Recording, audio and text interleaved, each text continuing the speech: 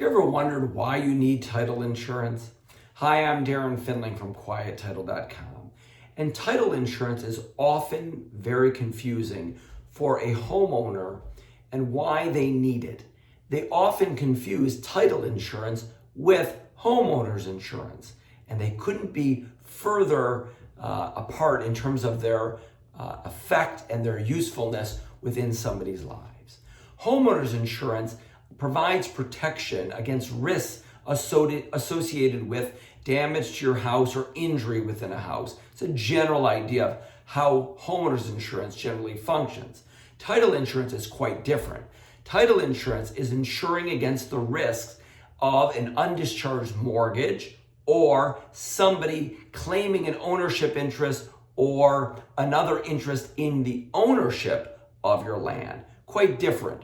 So, when you're buying a house or getting a mortgage or refinance, as part of that process, you'll be asked about getting title insurance. Now, they're quite different when you're buying a house versus getting a mortgage. I'm going to spend this time talking about when you're acquiring a house by ownership rather than just a refinance. When you acquire a house, the owner of the house generally purchases the title insurance for the new owner. They're insuring against any defects relative to your ownership that will be exchanged by warranty deed from the seller to the purchaser. Before the closing, a title agency or title underwriter will issue a commitment. That commitment will identify who is being insured, the amount of the insurance policy, which usually corresponds with the sale price, as well as any defects that exist on title.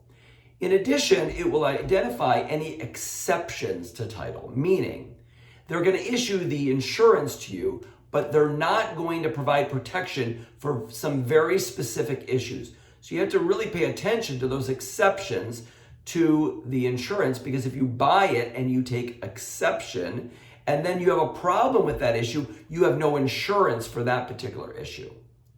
What I'm going to spend now the next moment is talking about specifically the requirements to be able to get insurance.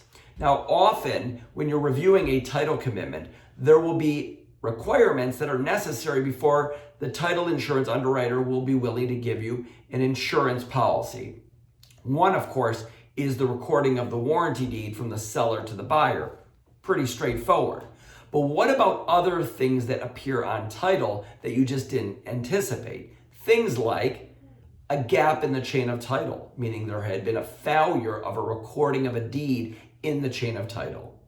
Another common example is a mortgage that existed in the history on that property, and that mortgage was paid off but never discharged, and that discharge was not recorded in the Register of Deeds. Another common problem exists when there's a land contract. The seller is selling to the buyer on land contract. The buyer makes its final payment, and there is no deed ever issued and recorded. And then, of course, when you try to find the seller to go get a replacement deed, that person has long disappeared or maybe died. There could be all sorts of other requirements that are reflected on title, wild deeds or forgeries, tax issues. So it's very important that you carefully review the title commitment to understand what the requirements are. Many of these issues can simply be resolved with a few phone calls or finding an unrecorded document and recording it. But it is those times when you can't resolve it procedurally or administratively that contacting an attorney like us at QuietTitle.com can be incredibly valuable. We can go in and commence an action to quiet title. That means to clean the title so that we can resolve the undischarged or broken issue on title. We call that quieting or cleaning title. That will allow you to ultimately be able to convey by warranty deed and, of course, receive the title commitment and title insurance that you're seeking.